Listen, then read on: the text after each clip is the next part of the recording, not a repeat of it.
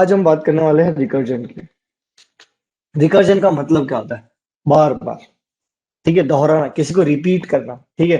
हम एक ही काम को बार बार रिपीट कर रहे हैं, वो लूप से करते थे, ठीक है। अब हम रिकर्जन से वही काम करके देखेंगे। हमको एक ही चीज को बार बार, रिकर्जन का वैसे मीनिंग होता है खुद को कॉल करना, ठीक है। आप कोई काम कर रहे हो, वापस उसी काम को वापस स्टार्ट कर रहे हो, बार बार स्टार्ट कर रहे हो, जब तक कि एक बेस कंडीशन नहीं आता है, ठीक है। तुमको बहुत सारे नंबर काटते जाओ जब तक थ्री ना आ जाए, तो काटते रहे, थ्री आ गया तो ठीक, ये लूप से भी कर सकते हैं। रिकर्जन का क्या फायदा है वो अपन देखेंगे, ठीक है। अब रिकर्जन की डेफिनेशन से, तो अब डेफिनेशन तो क्या ही बताऊं तुमको, मेरे को भी नहीं आती, ठीक है। अपन रिकर्जन देखते हैं होता है। मैंने एक फंक्शन बनाया, मान लो, ठीक है।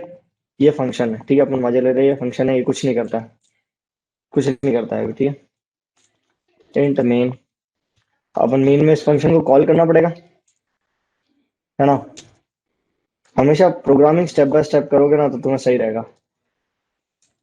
कभी कोई मिस्टेक नहीं करोगे, ठीक है। अपन चेक कर लेते हैं भाई, चल रहा है नहीं चल रहा है, प्रिंट एफ करते हैं, टेस्ट। भाई टेस्ट रन चल रहा है अपना, ठीक है। F11, अच्छी, क्या टेस्ट चल गया। मतलब ये एक प्रोग्राम है, क्या कर रहा है, मेन में एक फंक्शन कॉल कर रहे हैं, हलवाई, ठीक है, एक फंक्शन बनाया, वो 15 प्रिंट कर रहा है, ठीक है। अब मान लो ये फंक्शन खुद को कॉल कर ले, ठीक है। अपन इस फंक्शन में वापस फंक्शन लिख दे, किसी एक बंदे को चुल मचे, ठीक है। अपन फंक्शन के अंदर वापस फंक्शन को, इसी को कॉल करेंगे, क्या होता है, ठीक है। तो लेट्स सी क्या होता है। थोड़ा अच्छा दिखे इसलिए मैं स्लैश एन लगा देता हूँ, ठीक है। क्या चला, इनफाइनाइट लूप चल रहा है एक तरीके से, है ना। अब हो क्या रहा है भाई, हो क्या रहा है असल में। फंक्शन, यहाँ मेन में थे अपन, फंक्शन को कॉल किया, फंक्शन पे गए, अंदर गए, टेस्ट प्रिंट कर दिया, फिर फंक्शन, ओ भाई ऊपर जाना पड़ेगा, वापस ऊपर गया, फिर प्रिंट टेस्ट किया, फिर नीचे आया, अरे फंक्शन, फिर से वापस जाना पड़ेगा, फिर ऊपर गया, ऐसे बार बार बार बार ये लूप चल रहा है, एक लूप बन गया ना। इफ एल्स में क्या होता है, इफ कंडीशन चेक करता है, फिर समझे, कंडीशन चेक करता है कि सही है या नहीं, पहले इनिशियलाइज होता है, ये इनिशियलाइज हो गया, फिर चेक करता है कंडीशन, ओ भाई कंडीशन यहाँ डाली नहीं रखी है अपन ने, ठीक है। और फिर वापस अपडेट होके चलता रहता है ना, अपन अपडेट कर रहे हैं और ना अपन कंडीशन डाली, तो क्या बन जाता है वो, इनफाइनाइट लूप बन जाता है ना, ये सबको पता है, ठीक है। तुम खाली लूप छोड़ दो, वो चलता ही रहेगा, चलता ही रहेगा, चलता ही रहेगा, ठीक है। तो ये कंडीशन, कभी कोई कंडीशन ही नहीं डालेगी जिससे अपना ये फंक्शन ना चले, ठीक है। ये चीज क्लियर हो गई सबको कि रिकर्जन का मतलब क्या होता है, खुद को कॉल करना, ठीक है। अब अपन इस रिकर्जन को लूप से बनाएंगे, क्योंकि मेरे को रिकर्जन समझने में प्रॉब्लम नहीं थी, तो मैंने उसको एज ए लूप समझा था, ठीक है। तो हम सब इसको कैसे समझेंगे, एज ए लूप, ठीक है। सबसे पहले हमको इनिशियलाइजेशन, लूप में क्या करते हैं, इनिशियलाइजेशन। तो एक वेरिएबल चाहिए जो ट्रैक करेगा, अपन लूप 0 से 1 तक कैसे कोई ना कोई नंबर के बीच में चलाते थे, तो हमको एक वेरिएबल चाहिए, तो अपन वो मेन से लाएंगे, बाहर से लाएंगे, ठीक है। आई, ठीक है। अब आई इज इक्वल टू, अपन शुरू करेंगे, पहले 0 से शुरू करते हैं, ठीक है। इनिशियलाइजेशन हो गया, अब इस इंट को यहाँ भेज देते हैं, इंटीजर को भेज दिया, इंट एक्स यहाँ ले लेते हैं वापस, अपन एक्स नहीं, इसको ये आई भी ले, आई लेंगे ताकि अपन को सिंपल रहे समझने में, ठीक है। अपन ने आई भेजा, वापस ले लिया, यहाँ पे रख लिया अपने पास, ठीक है। क्लियर हो गया सबको, ये इनिशियलाइजेशन हो गया। हमारे पास अब हर बार फंक्शन में क्या रहेगा, आई रहेगा, ठीक है। अपन वापस भेज देते हैं, हमको वापस आई चाहिए रहता है हर बार, तो आई वापस भेज देते हैं, ठीक है। अब इनिशियलाइजेशन के बाद क्या होती है, कंडीशन, कंडीशन होती है ना चीज। तो कंडीशन अपन देख लेते हैं, कंडीशन लिख देते हैं कि if I is equal to 7, अगर आई 7 है, ठीक है, तो क्या कर दे, रिटर्न। अब जैसे सी प्रॉब्लम देगा, क्योंकि वॉइड है तो कुछ रिटर्न नहीं कर सकते, तो ये ध्यान रखना, इसके अंदर अपन इंट लिखेंगे, कुछ तो कुछ रिटर्न करना चाहिए ना फंक्शन, एट द एंड आके कोई ना कोई रिजल्ट तो निकलना चाहिए अपने पास। सी प्लस प्लस में खाली रिटर्न लिखते हो तो चल जाता है, इसमें कोई चलता नहीं है, इसलिए मैं रिस्क नहीं लेना चाहूंगा, ठीक है। तो इंट अपन रिटर्न कर रहे हैं, रिटर्न 0, जब आई इज इक्वल टू 7 हो जाए तो रिटर्न कर देना, क्या रिटर्न करना है हमको, 0। बाकी अपन क्या करेंगे, अपन प्रिंट ऑफ टेस्ट करेंगे, टेस्ट प्रिंट होने दो, ठीक है, लेट्स सी। अब अपन अपडेशन क्या करते हैं, अपडेशन, या अपडेशन कर दे, या नीचे करते हैं, स्टेटमेंट प्रिंट होने के बाद ही अपडेट करते हैं अपन, वाइल लूप याद हो सबको तो, ठीक है। तो आई माइनस माइनस कर देते हैं यहाँ, नहीं, आई प्लस प्लस करेंगे, 0 से चल रहा है, ठीक है। क्लियर। लेट्स सी क्या होता है। कितनी बार चला है? 3 3 6 7 बार। हमने रिकर्जन को बना दिया एक लूप। समझे? कितना इजी था। ठीक है, बहुत सारे तुम्हारे क्लास में जब रिकर्जन पढ़ाया जाएगा आधे बच्चों को समझ नहीं आएगा रिकर्जन क्या है। ठीक है, तुमको समझ आ गया रिकर्जन क्या है, वाइल लूप है। ठीक है, इजी। रिकर्जन तरह का वाइल लूप है, बहुत इजी। ये जैसे लूप में क्या होता है, जब हम लूप लिखते हैं ना तो सारा गेम होता है। अब जो अपन कंडीशन चेक करते हैं, याद रखो हर गेम अपन को क्या सोचना पड़ता है हर बार, कि भाई कंडीशन क्या होगी। समझ गए? यहाँ पर ये सोचना पड़ता है, यहाँ पर कंडीशन तो सोचना है, एक चीज और सोचनी होती है कि अपडेशन कैसे होगा, अपडेट होके वैल्यू जाएगी कैसे। ठीक है। जो रिटर्न बोलेंगे भैया लूप ज्यादा इजी है, फालतू में ये टाइम पास क्यों करें हम, जब हमको लूप ही चलाना है तो वाइल लूप चला दे। सही बात है या नहीं? है ना? हम लूप ही चला दें, ज्यादा इजी रहेगा। अब रिकर्जन का काम दूसरी जगह पे आता है। ठीक है, मान लो मैं ये आई प्लस प्लस यहाँ क्यों करूँ, मैं इसके अंदर ही अपडेट कर देता हूँ ना, ये ज्यादा इजी रहेगा। ठीक है, प्लस प्लस ये आई प्लस ही जाएगा डायरेक्ट अपने आप। प्लस प्लस आई करना पड़ेगा, असाइन होके फिर जाएगा, फिर पहले इंक्रीमेंट होगा फिर असाइन होगा। ठीक है, तो सबको मजाक लग गया कि भैया यार वाइल लूप यूज कर लेते हैं। ठीक है, तो अब अपन कुछ अच्छी चीज पढ़ते हैं। किस किस ने अपन ने वो निकाला था फैक्टोरियल, तो उन फैक्टोरियल के एग्जांपल से समझेंगे कि रिकर्जन का काम कहाँ आता है। ठीक है, रिकर्जन का मेन यूज वहाँ आता है जब आपको कोई आपकी प्रॉब्लम है। ठीक है, उसके अंदर ढेर सारी सब प्रॉब्लम्स है। ठीक है, छोटी छोटी प्रॉब्लम है और सब सेम है। देख लेते हैं अपन, एक सेकंड में क्रोम खोल लेता हूँ। वीडियो सेव करना, हाँ यार।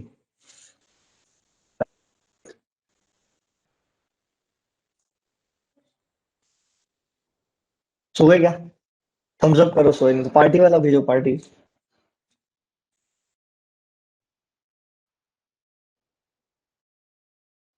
हाँ चलो, नहीं सोए, ठीक है। देखो, जब मैंने तुमको बोला 5 का फैक्टोरियल निकालो, अरे इमोजी मत भेजा करो चैट में, कोई मतलब नहीं है उसका, क्योंकि दिखती नहीं है यहाँ पे, पता नहीं क्या ऐसे टप्पे टप्पे बना देते हैं। 5 का फैक्टोरियल, ठीक है, तो क्या करना है, 5 into 4 into 3 into 2 into 1, यही करना है। 5 का फैक्टोरियल क्या होता है, 5 into 4 into 3 into 2 into 1। ठीक है, अब देखो इसमें तुमको एक पैटर्न नजर आ रहा है। मान लो ये हमारी बड़ी प्रॉब्लम थी, ठीक है, ये हमारी मेन प्रॉब्लम थी, 5 का फैक्टोरियल निकालना। ठीक है, ये 5 का फैक्टोरियल निकालना था। ठीक है, क्या ये सब प्रॉब्लम नहीं है? ये क्या है, 4 का फैक्टोरियल निकालना, उसके अंदर फैक्टोरियल निकालना, फिर एक और सब प्रॉब्लम है 2 का फैक्टोरियल निकालना। समझ गए? ऐसा क्यों ना करूं मैं, के अंदर 4 का फैक्टोरियल मल्टीप्लाई कर दूं ना। अब 4 के फैक्टोरियल के लिए क्या करना है, जो मैं 5 के फैक्टोरियल के लिए कर रहा था, सेम चीज करनी थी ना मुझे। 5 के फैक्टोरियल के लिए करना है जो मैं 4 के फैक्टोरियल के लिए करना था। अब मैं बार बार एक ही चीज करनी है तो मैं ऐसा एक फंक्शन लिख दूं जो बार बार उसी को चलाना है ना, मेरे को एक ही चीज को बार बार करना है, तो मैं क्या करूं। अपन बेस कंडीशन देखते हैं सबसे पहले, लूप वाला सिस्टम करते हैं। इनिशियलाइजेशन भाई 5 से, मेरा यहाँ से शुरू होना है। 5 का फैक्टोरियल करा, मैं 5 का निकालूंगा। ठीक है, 1 को फैक्ट कर दे अपन, फैक्ट। यार किसी को आज अजीब लग रहा होगा शायद, तो बता देना कि हाँ भाई आज सही समझ नहीं आ रहा आपका। ठीक, तो 5 का फैक्टोरियल निकाला, हमने इनिशियलाइज कर दिया 5 के साथ आई को। ठीक है, अब बेस कंडीशन क्या है, कि भाई जब आई अपन को रुकना कब है, बेस कंडीशन क्या है, रुकना कब है, 1 पे। जब आई अपना 1 हो जाए, ठीक, if I is equal to 1, हमको आई अगर 1 है तब क्या रिटर्न करना है, भाई 1 रिटर्न कर दे कुछ भी। हमको इसमें ये भी चेक करना पड़ता है कि जब बेस केस होगी ना तब हमें रिजल्ट क्या होगा हमारा। इसमें जब आप लूप चलाते हो ना तो आपको बेस केस का रिजल्ट पता होना जरूरी नहीं है, लेकिन यहाँ पे जो बेस केस होता है उसका रिजल्ट आपको पता होना चाहिए कि आप कहाँ रुकने वाले हो, और वहां जहाँ रुकोगे वहां क्या होने वाला है।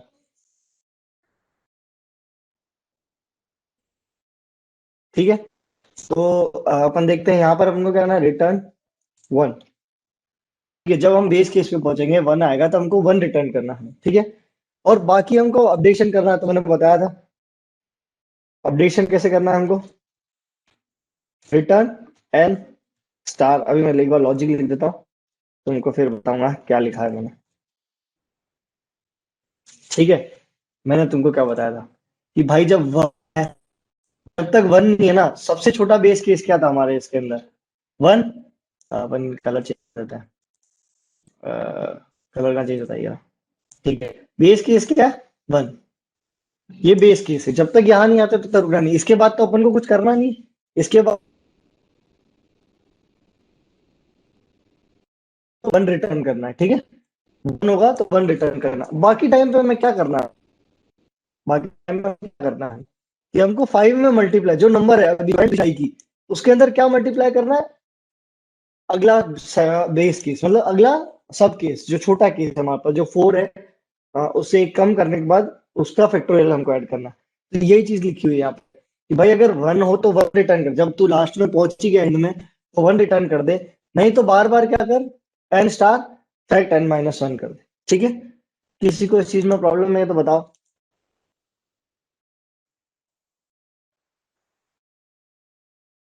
ठीक है, अब ये फैक्ट इंटीजर रिटर्न कर रहा है। क्या हुआ, एन क्या है? ओ एन क्या, सॉरी आई लिखना था। अरे भाई आई अपना नंबर। ठीक है तो उनको प्रिंट एफ करना है, अपने प्रिंट एफ कर देते हैं, प्रिंट एफ भगवान बेइज्जत नहीं करा।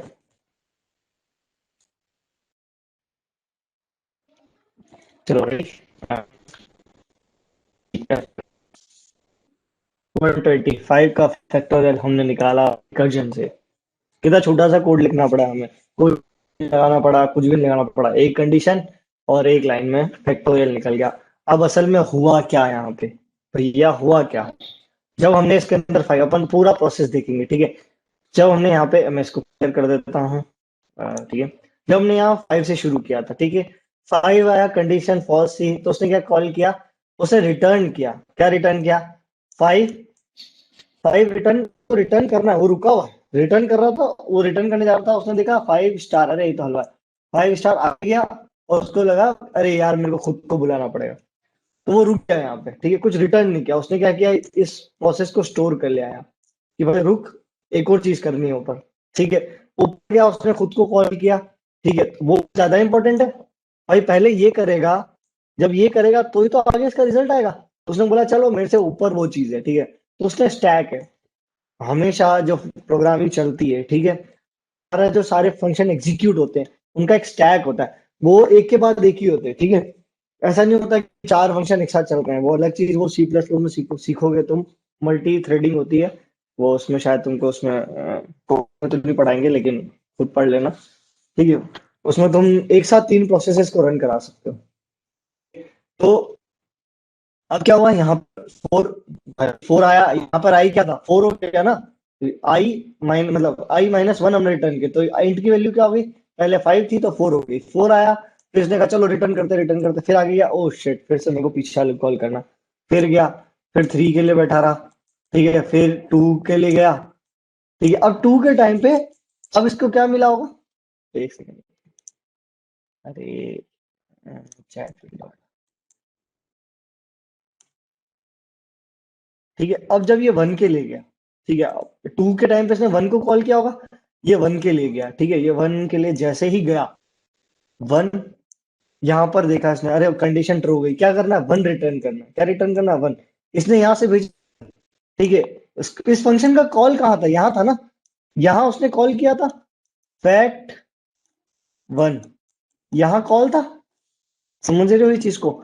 यहाँ पर टू इंटू फैक्ट वन था, यहाँ टू इंटू फैक्ट थ्री था, ठीक है, ये ध्यान रखना, ये फैक्ट थ्री था, ठीक है, फैक्ट फोर था, ठीक है, फैक्ट, यहाँ मैं फोर लिख देता हूँ, सॉरी, यहाँ थ्री था, यहाँ टू था, यहाँ वन था, ठीक है, टू था, सॉरी। समझ आ रहा है ना, ये टू है, ये थ्री है, ये फोर है, ठीक है, ये चीज ध्यान रखो, ठीक है। अब जो ऊपर गया इसने बोला वन, भाई मजा आ गया, इसने वन रिटर्न किया यहाँ पर, ठीक है, वन आया, ये खत्म हो गया यहाँ पर, ठीक है, कुछ नहीं रहा, तो क्या हुआ? टू इंटू वन, अब ये इंटीजर है, हमने क्या लिखा है यहाँ पे कि भाई इंटीजर रिटर्न करना।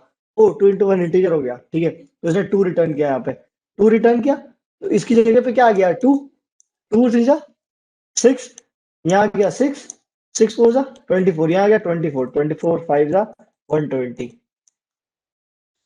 तो भैया ये वापिस फैक्टोरियल बैक चलेगा क्या? धीरे धीरे क्या बोला? हाँ बैग चले, बैग चलेगा नहीं है भाई, ये रुका हुआ था, ये रुका हुआ था ना, इसका रिजल्ट थोड़ी आया था अभी तक, ये डब्बा था, ये पूरा स्टैक है। हाँ, एक सेकंड। ये पूरा स्टैक है ऐसे, डब्बा है तेरे पास, तूने उसके अंदर फाइव, तेरे को फाइव निकाला ना, तेरे को पता चला फैक्टोरियल, अरे फोर का चाहिए फाइव का निकालने के लिए, तो तुमने उसको रख दिया एक बार, फिर तू फोर का निकाला, तेरे को चाहिए तो थ्री का, अरे भाई थ्री का भी तेरे को नहीं आता है, तुमने रखा, थ्री का देखा, टू का चाहिए, तेरे को नहीं आता, तुमने रख दिया साइड में, टू का देखा, फिर उसमें लिखा वन का निकालना पड़ेगा, फिर देखो यार, अरे वन का तो मेरे को पता है, वन का तो वन होता है, तो तूने वन से टू का निकाल लिया, ठीक है, तेरे पास कार्ड थे, तूने वापस उनको ऊपर से उठाना शुरू किया, ये खत्म हो गया यहाँ पे, फिर ये खत्म हो गया, फिर ये खत्म हुआ, फिर ये खत्म हुआ, फिर लास्ट में ये था, ये खत्म हुआ, और हमने यहाँ पर ये जो फंक्शन था, अपन ने मेनली कॉल किसको किया था, सबसे पहले अपन ने इसी को कॉल किया था भाई, इसको कॉल किया था ना अपन ने, अपन था ये था, इनसे तो अपन को मतलब ही नहीं था, इनको तो अपन ने बुलाया ही नहीं, ठीक है, अपन जो जीवन में जिसको बुलाते हैं वही आया, उसी से अपन को लेना देना है ना, एक्स्ट्रा कोई भी आया, अपन को क्या फर्क पड़ता है, लेकिन एक मतलब था हमको, तो हमको इसकी जो रिटर्न करा था वो चाहिए था, इन लोगों ने क्या किया उससे अपन को लेना देना नहीं, लेकिन इसको एग्जीक्यूट करने के लिए हमको ये चार चीजें चाहिए थी, तो ये स्टेप बाय स्टेप इकट्ठे हुए, फिर क्लियर हुए ऊपर से, और हमारे पास फैक्टोरियल आ गया, समझ आएगा। ये देखो तुम्हारे सामने एक छोटा सा क्वेश्चन चल रहा है कि चीज होती कैसे है, जब फाइव था, ये रिकर्जन ट्री है, ये तुमको अभी समझने की जरूरत नहीं है, ठीक है, असल में जो तुम्हारा रिकर्जन है वैसे काम करता है, जब फाइव था उसको, तो वो फोर के पास गया, फोर चाहिए था उसको, थ्री चाहिए था, थ्री के पास गया, थ्री जब था उसको टू चाहिए था, ठीक है, तो टू जब वन चाहिए था तो वन लिया उसने, और टू का आंसर आ गया अपने पास, ठीक है, टू अब थ्री के पास जाएगा, ठीक है, क्लियर हो गया, थ्री को जब टू निकालना था, तो टू को जब जब तुम थ्री फिबोनाची थ्री ढूंढ रहे होगे, तो थ्री के लिए भी टू वन जाएगा, फोर के लिए भी टू वन जाएगा, यार तुम लोगों को ये ज्यादा पड़ जाएगा तुम्हारा, मैं ये नहीं बताता, रुको, तुम अभी एक बार बेसिकली यही समझ, मैं जो बताना चाह रहा हूँ स्टैक वो दिखाएगा नहीं कोई भी तुमको, ये देखो ये रहा, एक सेकेंड, हम्म, ये इजी था, ये अच्छा था, ये अच्छा था, ये था, एक सेकेंड, ठीक है,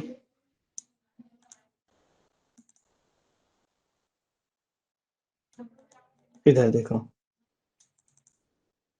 जब फैक्टोरियल फाइव निकालना था हमें, ये देखो क्या बोल रहा है, फैक्टोरियल फाइव जब तुम्हें निकालना था, ठीक है, जब फैक्टोरियल फाइव निकालना था, तो उसको क्या चाहिए था, फाइव और फैक्टोरियल फोर, फोर जब निकालना फोर, अब फोर निकालने के लिए फोर और क्या चाहिए, फैक्टोरियल थ्री और फैक्टोरियल टू चाहिए था, ठीक है, तो तुम वन पे रिटर्न करो या टू पे भी रिटर्न कर सकते हो, ये इन्होंने दिमाग लगाया, टू पे भी टू ही होता है, तो इन्होंने टू पे रिटर्न कर दिया, एक कॉल कम लगी, ठीक है, तो थ्री को क्या क्या चाहिए था, ये और टू, इसका रेस्पॉन्स जैसे इसके पास आया ये आगे बढ़ गया, उसने यहाँ पे सिक्स आ गया, ठीक है, फोर और सिक्स जैसे इसका रेस्पॉन्स आया यहाँ पहुंच गया, यही जो मैंने तुमको बताया वो उसने विजुअलाइज, ऐसा तुमको ज्यादा अच्छे से समझ आएगा, इसलिए मैंने दिखा दी। तो अब टॉपिक क्या था अपने पास, आता है अपना टॉपिक स्ट्रक्चर्स। अब अरेज अपन ने पढ़े। अरेज क्या होता है, collection of similar data types के वेरिएबल्स का कलेक्शन। अब अपने को एक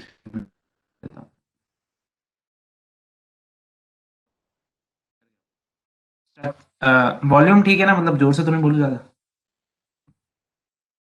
तो परफेक्ट है। हाँ, तो स्ट्रक्चर क्या होता है देखो, कि इस सी प्रोग्रामिंग में अब जैसे अरे लेते हैं अपन, अगर अपन को सिमिलर डेटा टाइप, जैसे कि आपको इंटीजर स्टोर कराने हैं तो आपने एक इंटीजर का अरे ले लिया, वो कैरेक्टर स्टोर कराना है तो आपने कैरेक्टर का अरे ले लिया। अब ऐसे अगर मैं चाहता हूँ कि एक खुद का डेटा टाइप बनाऊं, तो ये एक यूजर डिफाइंड डेटा टाइप है।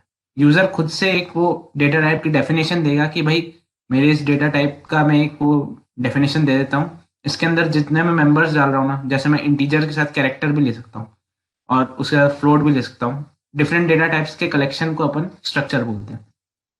अब इसको डिफाइन करने के लिए अपन यूज करते हैं स्ट्रक्चर कीवर्ड। तो अब सिंटैक्स देखते हैं स्ट्रक्चर का क्या होता है। देखो स्ट्रक्चर डिफाइन करते हैं ना, तो उसको आप किसी फंक्शन की बॉडी के अंदर भी कर सकते हो, मेन की बॉडी के अंदर भी कर सकते हो, पर ज्यादातर अपन लोग नॉर्मली क्या करते हैं, अपन उसको है ना मेन से ऊपर डिफाइन करते हैं जहां अपन को मतलब यूज करना है। तो अब जैसे इसमें ये दे रखा है कि स्ट्रक्ट कीवर्ड सबसे पहले लगाते हैं, फिर जो भी आपको स्ट्रक्चर का नाम लिखना है वो एक डेटा टाइप बन जाएगा यूजर डिफाइंड, वो नाम, और फिर एक बॉडी, और उसके अंदर डेटा टाइप फिर मेंबर, फिर डेटा टाइप फिर मेंबर, ऐसे जितने आपको डालने हैं एन नंबर तक जितने भी आप डालना चाहो, और फिर एंड में जब पैरेंथेसिस के बाद एक सेमीकोलन लगाते हैं। ये चीज बहुत मतलब ध्यान देना कि ये सेमीकोलन बहुत इंपॉर्टेंट होता है स्ट्रक्चर में।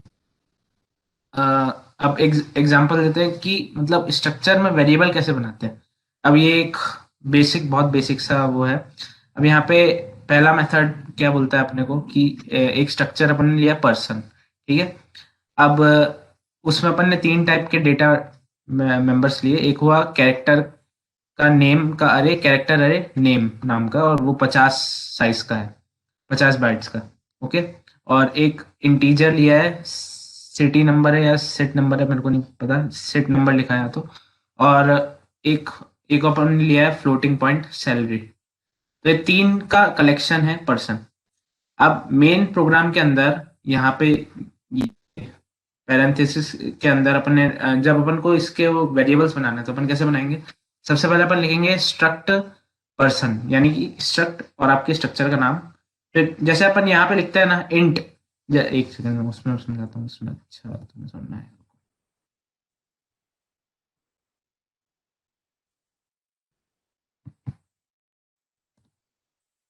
हाँ,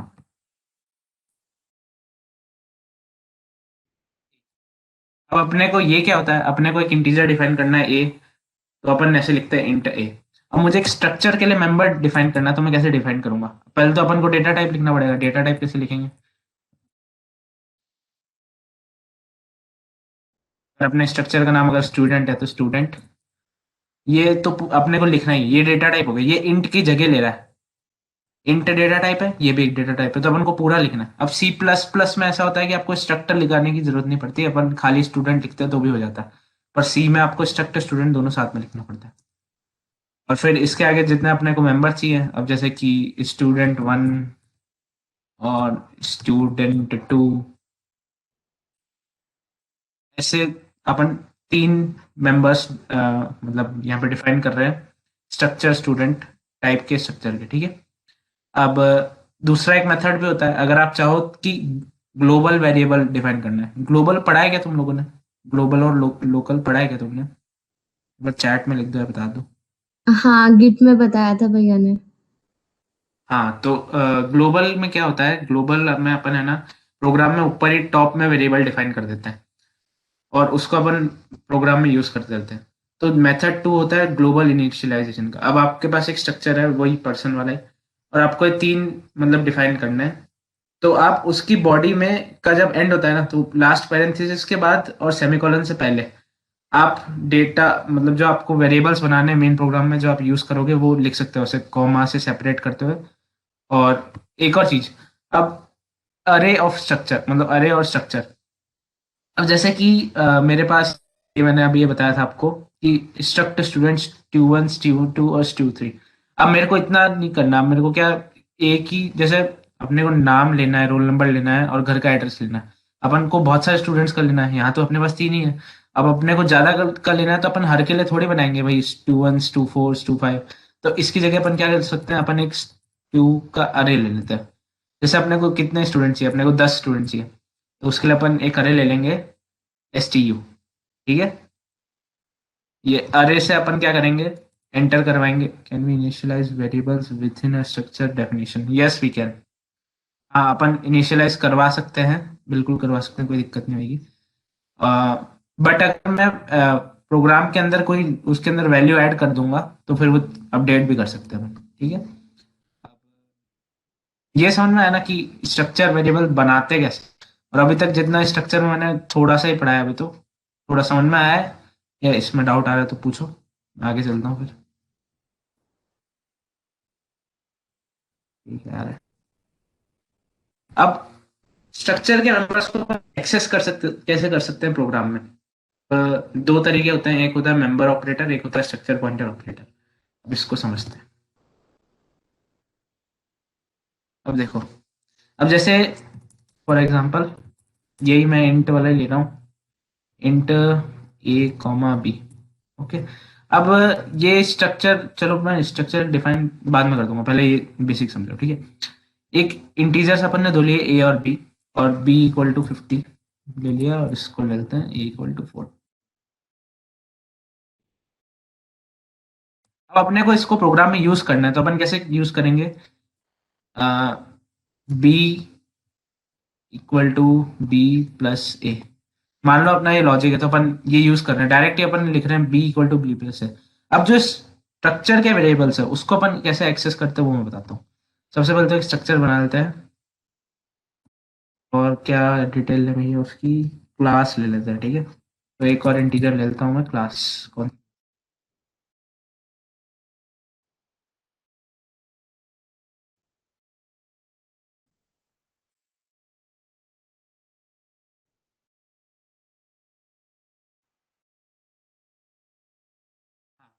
अब अपने को सबसे पहले इसका वो बनाना है, वेरिएबल बनाना है। तो मैंने अभी क्या बोला था, सबसे पहले स्ट्रक्ट, और फिर स्ट्रक्चर का नाम क्या है, स्टूडेंट है, स्टूडेंट। अब वेरिएबल का नाम आपको जो भी रखना है आप रख सकते हो, मैं S1 ले लेता हूँ और एक S2 भी ले लेता हूँ। अब मुझे S1 का रोल नंबर एक्सेस करना है प्रोग्राम में, तो मैं कैसे करूंगा, उसका तरीका होता है dot operator, one dot operator. फिर उसके अंदर जो आपको जैसे रोल नंबर अगर एक्सेस करना है तो रोल नंबर लिखो, रोल नंबर।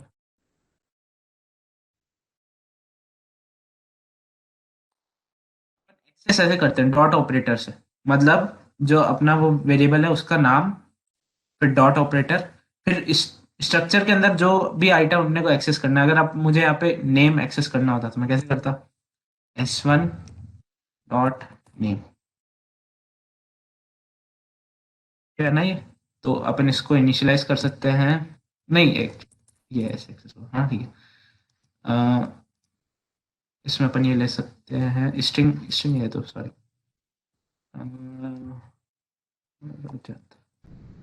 हाँ। तो अब मैंने नेम एक्सेस करने के लिए क्या किया, अब देख उसमें साइज थी 5, तो मैंने 5 का ही लिया, ज़्यादा के लेता तो एरर आ जाता। और अब मैंने एक्सेस करने के लिए इसमें डॉट ऑपरेटर का यूज़ किया, तो डॉट ऑपरेटर का अपन यूज़ करते हैं इसको एक्सेस करने के लिए। अब अगर अपने को कोई मतलब कैलकुलेशन भी परफॉर्म करनी होगी ना, मान लो कि अगर प्रोग्राम में आगे जाके लॉजिक आता है कि क्लास और रोल नंबर में कोई रिलेशन है, जैसे कि S1 डॉट ऑफ क्लास, ऐसा ऐसा होता नहीं है बट हाइपोथेटिकली एज्यूम कर लो, S1 dot of roll roll number. मेरे को कोई भी लॉजिक बनाना है, ये तो बस मैंने स्टूडेंट वो लिया था तो तुम्हें लग रहा होगा ये क्या है, बट कोई भी अपन को लॉजिक बनाना है तो अपन अपन ऐसे इसको वो करेंगे। और एक और मेरे से बहुत बड़ी गलती हो गई, यहाँ पे क्लास नहीं है ले सकते अपन, क्लास एक कीवर्ड होता है, सॉरी सॉरी सॉरी, CL ले लेते हैं, ठीक है। क्लास तो एक कीवर्ड होता है, वो फिर एरर आ जाएगा। अपन डॉट ऑपरेटर का यूज करके ऐसे एक्सेस करते हैं चीजों को, ठीक है, ये चीज समझ में आई। अब स्ट्रक्चर पॉइंटर ऑपरेटर, अब भैया मैंने तुम्हें पॉइंटर्स पढ़ाए थे, मेरे को एक पॉइंटर लेना है, मैं ना एक पॉइंटर भी ले सकता हूँ एक स्ट्रक्चर के ऊपर। कैसे ले सकता हूँ, पॉइंटर तो अपन वैसे ही लेते हैं, S3, ठीक है, ये मैंने पॉइंटर लिया है। अब S3 का क्या क्या कर रहा है, S3 है ना स्टूडेंट का, ये जो है ना इस पे एक पॉइंटर है, मतलब कि S1 और S2 जैसे है ना। अब मैं S1 को S3 में पेस्ट कर सकता हूँ, कैसे कर सकता हूँ, उसका वो एड्रेस देखे, equal to address of S1 में जो भी वैल्यूज थी ना वो S3 में हो जाएगी। यानी अगर अपन अब प्रोग्राम में चेक करेंगे तो ऐसा आएगा कि S3 का अगर अपन रोल नंबर प्रिंट कराएंगे तो जो S1 में जो अपन ने रोल नंबर इनिशियलाइज करवाया वो प्रिंट हो जाएगा। तो अपन ऐसे कर सकते हैं। अब लेकिन तब मुझे एक्सेस करने के लिए डॉट ऑपरेटर नहीं चाहिए, क्योंकि पॉइंटर से मैं एक्सेस कर रहा हूँ। अब देखो जैसे कि मान लो मेरे को एक्सेस करना है, तो मैं पॉइंटर लूंगा S3 dot of roll number. अगर मुझे रोल नंबर एक्सेस करना है, ये जो पॉइंटर जिसको पॉइंट कर रहा है थर्ड वेरिएबल को पॉइंट करने के लिए, तो इस मुझे ऐसे लिखना पड़ेगा, पैरेंथेसिस में लिखना पड़ेगा। क्यों पैरेंथेसिस में लिखना पड़ेगा मैं बताता हूँ। देखो क्या होता है, अगर मैं यहाँ पे ये नहीं लगाता ब्रैकेट्स, सॉरी पैरेंथेसिस क्यों बोल रहा हूँ, ब्रैकेट्स ना, अगर मैं ऐसे लिखता तो एक चीज होती है प्रेसिडेंस ऑर्डर। अब इसमें है ना दोनों ऑपरेटर, एक डॉट ऑपरेटर है, एक ये है, अब इसको एस्ट्रिक बोलते हैं, हाँ एस्ट्रिक ऑपरेटर। डॉट ऑपरेटर का प्रेसिडेंस ज्यादा होता है। तो ये क्या समझेगा प्रोग्राम कि अपन इसको ये बोल रहे हैं। अब ऐसा तो कोई अपने पास पॉइंटर है ही नहीं S3 डॉट रोल नंबर नाम का, तो इसलिए अपन को उसको करने के लिए यहाँ पे ब्रैकेट लगाना पड़ता।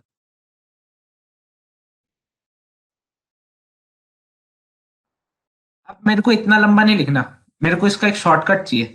मेरे को एक्सेस करना है S3 का रोल नंबर, लेकिन बिना इतना मगजमारी किए कि भाई ब्रैकेट भी लगाऊं और एस्टेरिक भी लगाऊं। तो इसका एक शॉर्टकट होता है S3 arrow operator roll number operator. Arrow operator किससे बनता है? एक माइनस साइन और एक ये ग्रेटर देन का सिंबल, नहीं हाँ ग्रेटर देन का सिंबल, ठीक है।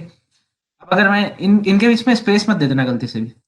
अगर स्पेस दी जाए तो ये एरर आ जाएगी, ये फिर बोलेगा इनवैलिड है।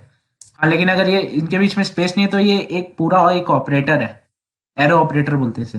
तो इसका मतलब और इसका मतलब सेम है। अगर तुम प्रिंट कराओगे ना ये चीज S3 डॉट रोल नंबर ये ब्रैकेट के साथ, और बिना ब्रैकेट लगाए अगर तुम प्रिंट कराना चाहते हो तो ये एरो ऑपरेटर का यूज करके प्रिंट करोगे, सेम आउटपुट आएगा, कोई एरर नहीं आएगा। तो इसका एरो ऑपरेटर का यूज अपन पॉइंटर्स के साथ करते हैं, तब यूज आता है इसका। अब ये तो मैंने तुम्हें समझा ही दिया एग्जांपल लेके। भैया compiler is showing error when I initialize. हाँ, ये मैं बता रहा था कि स्ट्रक्चर के अंदर अपन इनिशियलाइज नहीं कर सकते, एरर बताएगा। क्योंकि अच्छा क्या नहीं होता कर है कि सकते। आप, हाँ नहीं कर सकते, क्योंकि जब अपन मेमोरी एलोकेट ही नहीं होगी, अपन सी में मेमोरी हाँ एलोकेट कर हाँ देते हाँ हैं तो हाँ अपन हाँ, डिफाइन बिल्कुल सही वेरिएबल बिल्कुल डिक्लेयर सही करते हैं, बिल्कुल सही सिर्फ बिल्कुल सही। इनिशियलाइज एक नहीं और कर चीज, सकते, ये कारण है। ये रोहित के पॉइंट पे ही एम्फसाइज करते हुए, देख जब मैंने है ना यहाँ पे प्रोग्राम में स्ट्रक्चर स्टूडेंट बनाया तो कोई मेमोरी एलोकेट नहीं हुई है अभी, पता है।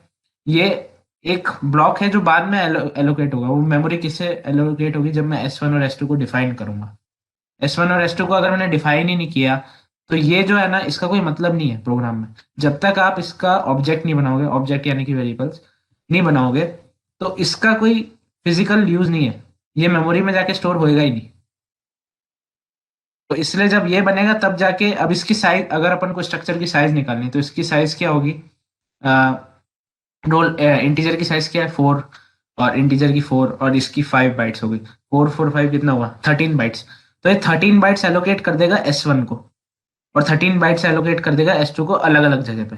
लेकिन अगर जब अपन यहाँ पे डेफिनेशन लिखेंगे तब, अगर यहाँ पे पहले से अपन यहाँ पे ये लिख देंगे रोल नंबर इक्वल टू 5 तो उसका कोई मतलब ही नहीं है, क्योंकि अपन ने मेमोरी एलोकेट तो वेरिएबल डिफाइन करने के बाद किए ना। तो ये होता है। तो रोहित सही कह रहा है, वैसे ही होता है। अब अब आते हैं यूनियन। स्ट्रक्चर तो पढ़ लिया, अब यूनियंस की बारी आती है। अब यूनियंस क्या होता है? यूनियंस भी बिल्कुल स्ट्रक्चर जैसा है, कोई दिक्कत नहीं। वो स्ट्रक्चर्स का पुराना भाई है, मतलब स्ट्रक्चर्स अभी नया आया था, उससे पहले लोग यूनियंस यूज करते थे। अब स्ट्रक्चर्स में रुक, मैं इसकी वो डेफिनेशन बताता हूँ कि ये भी एक डेटा टाइप होता है जिसमें मतलब आप डिफरेंट टाइप के डेटा टाइप्स को सेम मेमोरी लोकेशन में स्टोर कर सकते हो। अब इसमें क्या चीज़ है? स्ट्रक्चर में अपन ने जैसे बहुत सारे वो लिए, कोई अपन ने कैरेक्टर अरे लिया जिसका मतलब मैक्सिमम बाइट्स थे 10 बाइट्स, एक फ्लोट लिया जिसमें था 4, और एक इंट लिया उसमें था 4। ओके, इसमें मैक्सिमम बाइट्स किसमें? कैरेक्टर अरे में 10। और स्ट्रक्चर क्या करता अपने साथ? स्ट्रक्चर कर देता कि 18 बाइट्स का एक अपने को मेमोरी लोकेट कर एलोकेट कर देता, जिसमें 4 इंटीजर के लिए होते, 4 फ्लोट के हो जाते, और 10 हो जाते आपके वो कैरेक्टर अरे के लिए। अब पहले अभी के जमाने में तो क्या है कि मेमोरी आराम से मिल जाती है, कोई मतलब दिक्कत नहीं होती। पहले के जमाने में क्या होता था? मेमोरी थी प्रेशियस, मेमोरी बचानी पड़ती थी। तो वो सोचते थे कि भाई अगर मुझे काम एक ही चीज से पड़ रहा है, तीनों से एक टाइम पे काम नहीं पड़ रहा, तो मैं सबसे जो उसका बिगेस्ट जो साइज है ना वो उसकी मेमोरी एलोकेट करवा देता हूँ, उसमें बाकी दोनों का भी काम हो ही जाएगा। अब जैसे कि इस केस में अपन जो बात कर रहे हैं, वो जो 10 कैरेक्टर लिया 10 बाइट्स का, वो बस 10 बाइट्स एलोकेट कर देगा। उस 10 बाइट्स में अगर अपन साइमल्टेनियसली अपन तीनों काम नहीं कर सकते। यूनियंस का कुल मिला के ये फंडा है। देखो स्ट्रक्चर्स का फंडा ये है कि आप एक एक ही बार में तीनों को एक्सेस कर सकते हो। वो आप नेम को भी एक्सेस कर सकते हो कैरेक्टर अरे वाले, आप रोल नंबर को भी कर सकते हो, आप फ्लोट मार्क्स को भी कर सकते हो। लेकिन अगर अपन यूनियंस कर रहे हैं तो वो जो मैक्सिमम जो वो है ना उसके अंदर सिर्फ एक टाइम पे एक ही मेंबर एक्सेस हो सकता है। तो यूनियंस की ये चीज है। अब इसको समझते हैं ऐसे। अब जब रितेश तुम्हें वो बता रहा था अब ये रिकर्जन तब तक है मैं बना रहा था कि मेरे को पता था मैं ऐसे ऑन द स्पॉट अच्छा बनता नहीं है, मैंने तभी बनाया था। अब देखो, यूनियन और स्ट्रक्चर बिल्कुल सेम सेम है, कोई ज्यादा डिफरेंस नहीं है। स्ट्रक्चर में अपन क्या करते हैं, डिफाइन करते वक्त अपन लिखते हैं, ये दिख रही ना, स्क्रीन दिख रही ना?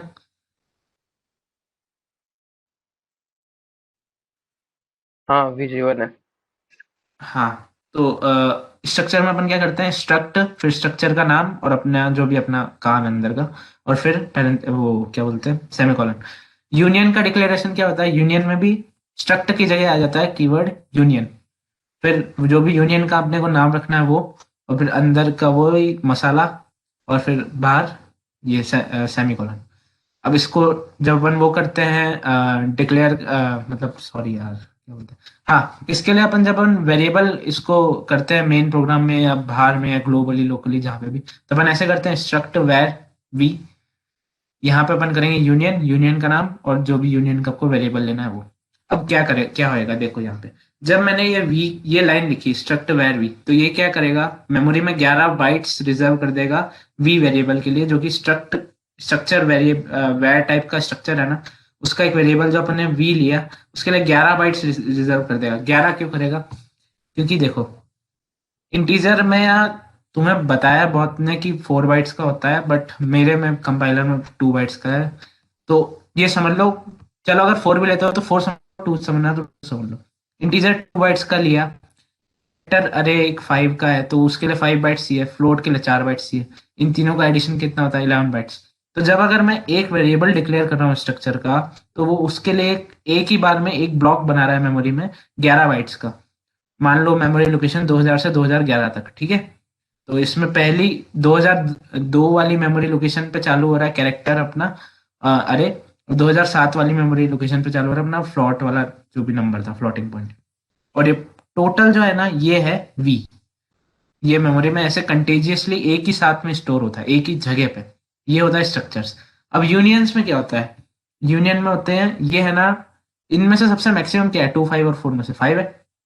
तो ये यूनियन को जब अपन ये यू डिक्लेयर करेंगे ना, तो ये 5 बाइट्स रिजर्व कर देगा मेमोरी में, और ये 5 बाइट्स में ही अपना पूरा काम आएगा, क्योंकि इसे पता है भाई 5 बाइट्स से ज्यादा तो अपना काम होना ही नहीं है, क्योंकि इंटीजर भी 5 बाइट्स के अंदर आ जाएगा, फ्लोट भी इसके अंदर आ जाएगा, और कैरेक्टर तो है ही, मैक्सिमम साइज यही है। तो 5 बाइट्स में जब अपना काम हो जाएगा तो 11 बाइट्स क्यों अपने को चाहिए, 6 बाइट्स वेस्ट क्यों करनी। तो यूनियंस का ये कॉन्सेप्ट है।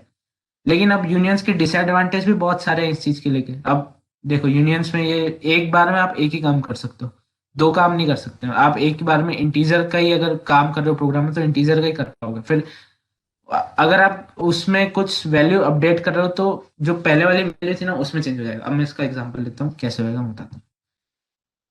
ये चीज समझ में आई, जो यूनियन की डेफिनेशन और ये कैसे मेमोरी होता है यूनियन में, ये चीज समझ में आई यूनियन में। और इन इसमें थोड़ा डिफरेंस समझ में आया कि स्ट्रक्चर से कैसा लगे, चलो आया। अब अगला चलते हैं, स्ट्रक्चर वर्सेस यूनियन। हाँ, मेन टॉपिक था आज का वो ये था, स्ट्रक्चर वर्सेस यूनियन, पर स्ट्रक्चर पढ़ाना था तो फिर मैंने पहले वो पढ़ाया, ठीक है? अब स्ट्रक्चर में क्या होता है, कोई भी ये पढ़ते हैं इसको और अच्छे से समझ में आएगा। देखो स्ट्रक्चर में क्या होता है कि डिफरेंसेस देखते हैं। सबसे पहले तो भैया आपको स्ट्रक्ट कीवर्ड चाहिए और उसमें यूनियन कीवर्ड चाहिए, ऐसे ये डिफरेंस नहीं होता, ये पागलपना है। जो भी जिसने भी इसको डिफरेंस में लिखा, किसने पीपीटी बनाई है भगवान जाने। दूसरा पहला डिफरेंस आता है कि every member with in structure is assigned a unique memory location. अब जैसे कि मैंने वो रोल नंबर वाला एग्जांपल तुम्हें दिया था, अब उसमें वो 2 बाइट्स इंटीजर के लिए ले रहा है, 4 बाइट्स फ्लोट के लिए ले रहा है, 5 बाइट नेम के लिए ले रहा है। तो हर मेंबर के लिए एक अलग से मेमोरी लोकेशन असाइन है। जैसे मैंने बताया था 2002 पे वो है, 2007 पे वो है। यूनियन में एक ही मेमोरी लोकेशन है और उसी पे सब कुछ स्टोर हो रहा है। अब अगर मैं यहाँ पे दूसरा डिफरेंस आता है, अगर मैंने बनाई थी पीपीटी, ओके, तो वैसे ही बेकार काम करता है। Changing the value of one data member will not affect other data members in structure. अब अगर मैं एक डेटा मेंबर में कोई, अब मान लो सुनो, ठीक है ना? अब इंटीजर और फ्लोट की बात करते हैं। अगर मैंने इंटीजर रोल नंबर में कुछ अपडेट किया तो फ्लोट मार्क्स में तो चेंज नहीं आएगा, उसमें स्ट्रक्चर में तो ये चीज होती है।